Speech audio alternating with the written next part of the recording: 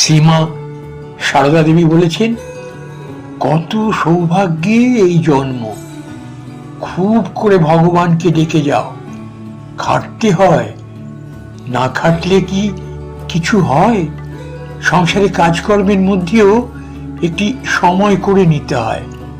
আমার কথা কি বলবো, আমি তখন দক্ষিণেশ্বরে রাত 3টের সময় উঠে জপে বসতুম। যে ঠাকুরকে চিন্তা করবে, ব্যাকুল হয়ে ডাকবে, সেই তার দেখা পাবে। ডাকতে ডাকতে ছবিতে তার আবির্ভাব হয়। ধ্যান নাই বা হলো, ঠাকুরের ছবি দেখলেই হবে, তাকে দেখবে, তাহলেই হবে। জীবনের প্রতিটি পদক্ষেপে ঠাকুরকে স্মরণ রেখো, তাহলে কোনো কষ্টকে আর কষ্ট বলে মনে হবে না।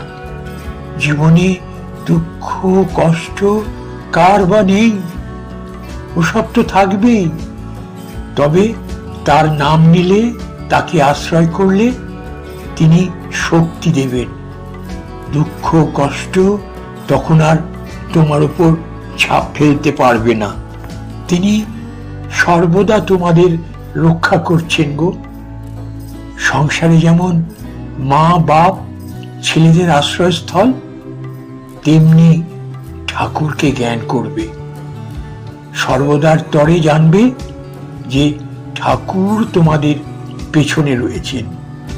ঠাকুর বলতেন, যে সত্যটি ধরে আছে সে ভগবানের কোলে শুয়ে আছে।